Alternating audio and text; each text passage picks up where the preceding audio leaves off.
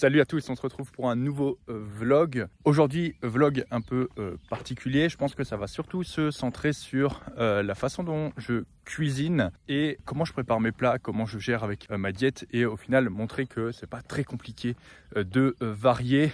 Bon bah il y a juste à mélanger un peu tout ce qu'on a dans son frigo pour faire quelque chose d'à peu près bon. Là du coup donc je suis en train de faire mes steps. J'ai pas mal travaillé ce matin sur la ferme, ce qui fait qu'il doit être à peu près 9h30. J'ai à peu près 10K steps qui sont faits et du coup je suis un jour de repos, donc pas forcément d'entraînement à vous montrer aujourd'hui. Je tiens aussi à remercier tous ceux qui ont rejoint cette aventure des vlogs et qui du coup vont évoluer en même temps que moi au final avec ces vlogs. Donc merci à tous et du coup on se retrouve dans ma cuisine pour la façon dont je prépare mes repas.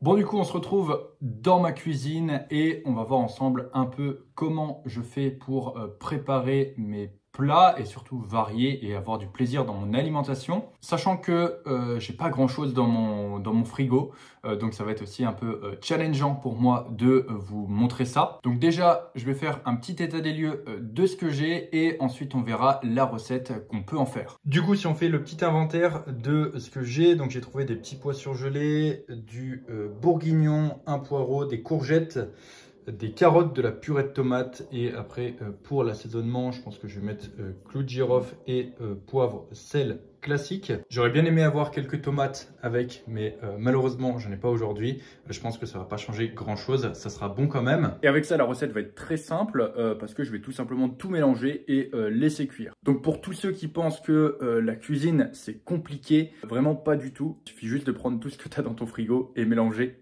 comme je le disais en début de vidéo. Et du coup donc la recette va être toute simple. Je vais faire dorer la viande avec je pense un oignon d'ailleurs que j'ai pas mis, mais du coup donc je vais ajouter un oignon également, peut-être même 1,5 voire 2 parce que j'ai beaucoup de viande, j'ai quasiment 2 kg de bourguignon.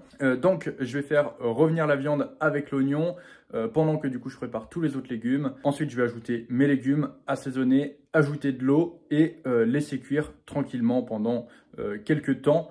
Et du coup, ça va pas me demander plus de temps que ça parce que je serai à côté, je vais tourner, je sais pas, toutes les 10 minutes. Et pendant ce temps-là, moi, je travaillerai. Donc, c'est assez rapide à faire. D'ailleurs, je tiens à attirer ton attention sur le fait que le bourguignon qui est juste ici, tu vois, je l'ai payé 6,90 € le kilo. Alors, je sais pas si tu verras bien. Mais du coup, c'est relativement peu cher si on compare par exemple au prix du filet de poulet. Filet de poulet que dans le supermarché où j'ai acheté mon bourguignon, je retrouvais à, je sais plus, 13 € je crois, 99 le kilo, sachant que cette viande, c'est une viande qui vient d'agriculteurs locaux parce que le supermarché où du coup j'ai fait mes courses travaille en partenariat avec des agriculteurs du coin. Donc je sais que d'une, c'est de la bonne viande et deux, en plus, elle est pas chère. Donc la moralité de tout ça, c'est que parfois, il vaut mieux chercher un peu et regarder autre chose que les filets de poulet parce que les filets de poulet, c'est bien. Mais c'est cher et en manger tout le temps, tu finis très très vite par te lasser. D'autant plus que l'excuse de la plupart des gens, c'est oui mais moi je mange des filets de poulet parce que je suis étudiant et j'ai pas de budget, etc. Là très honnêtement, j'ai du coup 2 kg de viande et j'ai 2 kg de viande pour même pas le prix d'1 kg de filet de poulet. Et d'ailleurs, j'ai acheté pas mal d'autres choses, notamment des rôtis, de la blanquette, ce genre de choses. Encore une fois, pour beaucoup moins cher que du coup donc le filet de poulet. Donc si jamais ça t'intéresse d'avoir toutes mes astuces pour payer tes courses moins cher et manger moins cher, n'hésite pas à me le dire dans les commentaires et je pense que encore une fois j'en ferai une vidéo dédiée. Et du coup on est parti pour la cuisine. I belong to you. I belong to you. Do just what you want. Les oignons m'ont bien fait chialer. Petit état des lieux. Pour le moment, donc j'ai mis juste la viande avec l'oignon. Je vais laisser saisir tranquillement. Le but, c'est que la viande soit dorée. J'ai pas mal chialé déjà en coupant l'oignon. Là, il y a quand même pas mal de quantité de viande.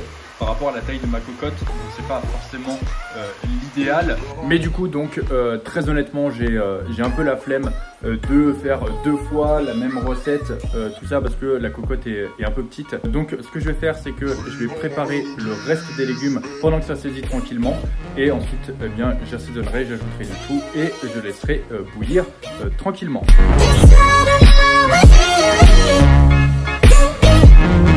Je viens de finir de préparer mes carottes, il me reste encore le poireau à préparer. À côté, la viande, ça avance tranquillement. Et une fois que j'aurai fini de préparer le poireau, en fonction de là où en est la viande, j'ajouterai le tout, je mélangerai et après je recouvrirai. Je pensais que ça filmait, mais du coup donc ça ne filmait pas. J'ai ajouté du coup donc les différents assaisonnements avec du coup la purée de tomates, de l'eau. Je vais ajouter mes légumes qui sont juste ici et ensuite j'aurai juste à couvrir et à laisser cuire tranquillement. Take me to your heart. I belong to you. Take me to your soul.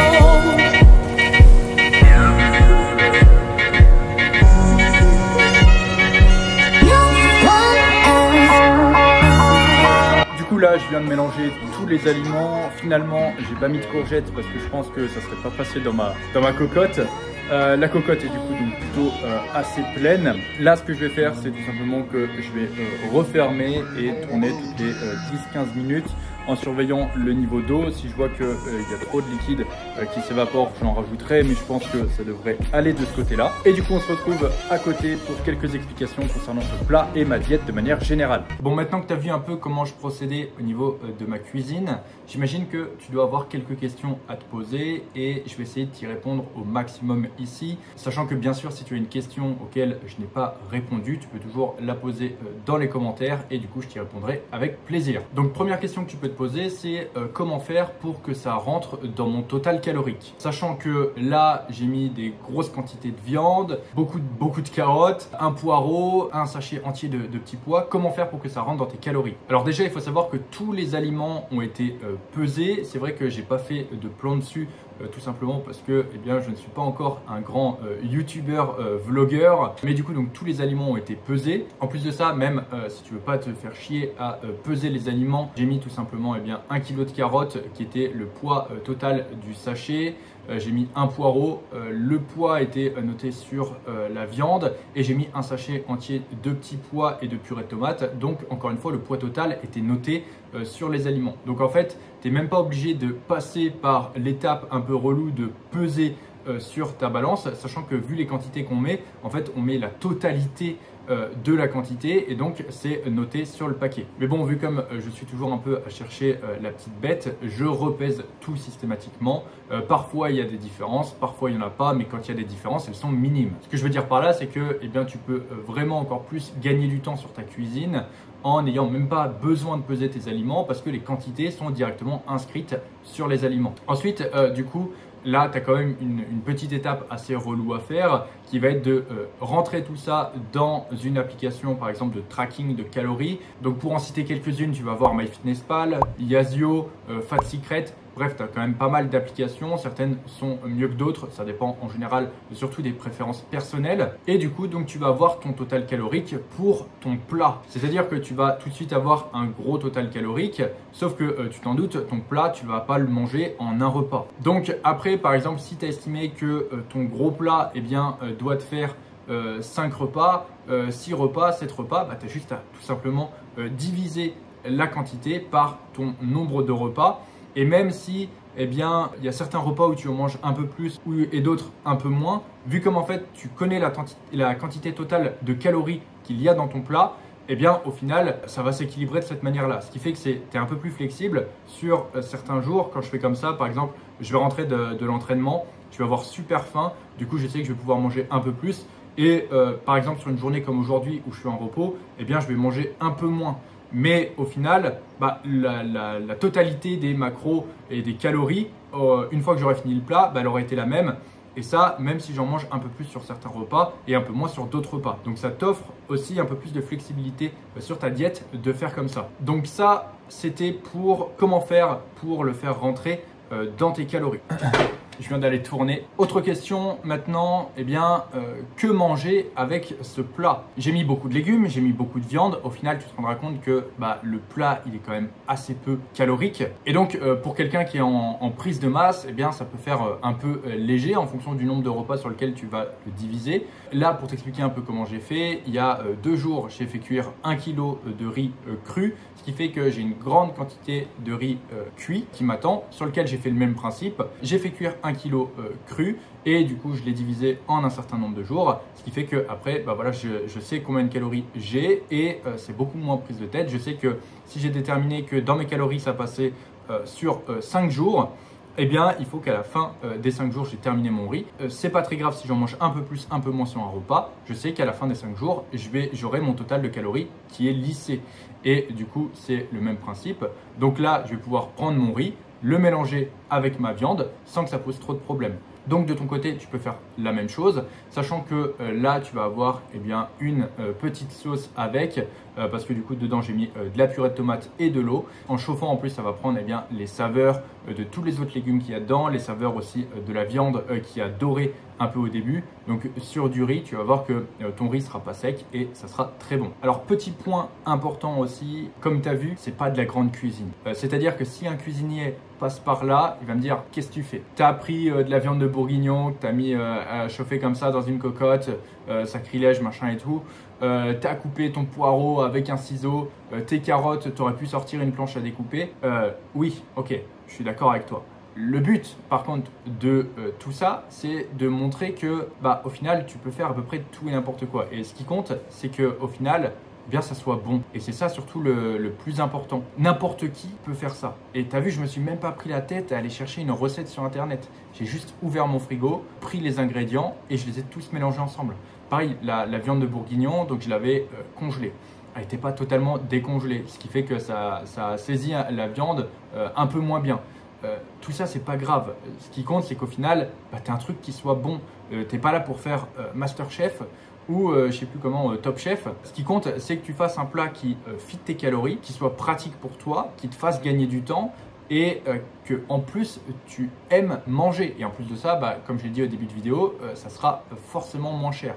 Donc, ne te complexifie pas les choses parce qu'en fait, se dire ouais, ok, il me faut une planche à découper pour couper mes trucs. Non, en fait, tout ça, tu vas te mettre des excuses. En mode, il me faut une cocotte ou ce genre de choses. Tu sais, tu peux très bien faire cuire tu prends la recette, tu fais cuire ton bourguignon ailleurs. Je sais pas si tu as une poêle, tu le fais revenir dedans. Après, tu as une plus grande casserole, par exemple, où tu fais ton riz, tu le transvases dedans. Tu as forcément un moyen de faire. Mais en fait, si tu veux te dire, il me faut ci, il me faut ça, machin et tout, c'est te trouver des excuses qui vont faire qu'au final, tu vas rester sur ton riz poulet. Et c'est vraiment pas le but de cette vidéo. Le but, c'est vraiment d'essayer de te faire une transition par rapport à une alimentation qui est fixe et rigide sur une alimentation plus flexible qui va te plaire, sur laquelle tu prendras plus de plaisir.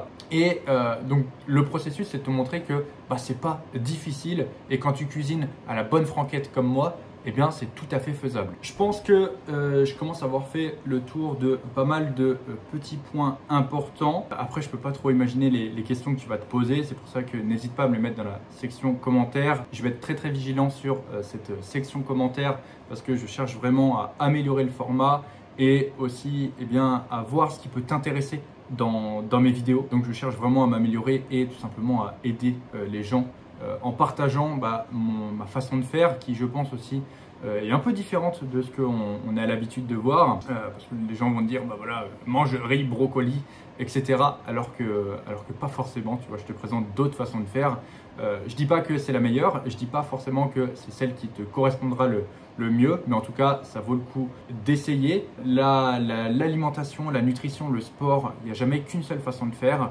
Et ce qu'il faut, c'est tout simplement que tu trouves la façon de faire qui te correspond le plus, qui te va le plus et qui surtout te permet de l'appliquer sur le long terme parce que c'est ça le plus important.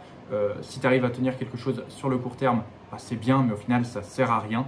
la meilleure méthode, c'est pas celle qui va potentiellement t'offrir les meilleurs résultats sur le papier. La meilleure méthode, c'est celle que tu arriveras à tenir sur le long terme, à tenir longtemps. C'est pour ça que je te présente ma façon de faire. Je ne dis pas que c'est la meilleure, loin de là, mais en tout cas, elle peut correspondre à certaines personnes. Donc voilà pour cette vidéo. Je sais du coup, donc le résultat n'est pas encore là au niveau de la recette. Je pense que je te mettrai des petits clips à la fin de ce que ça a donné, tout simplement parce que ça va encore, je pense, cuire pendant une petite heure. Moi, pendant cette heure-là, je vais travailler tranquillement à côté. Donc au final, ça ne m'empêche pas de travailler, bien au contraire. Donc je te remercie pour ton visionnage et je te dis à très bientôt dans une prochaine vidéo.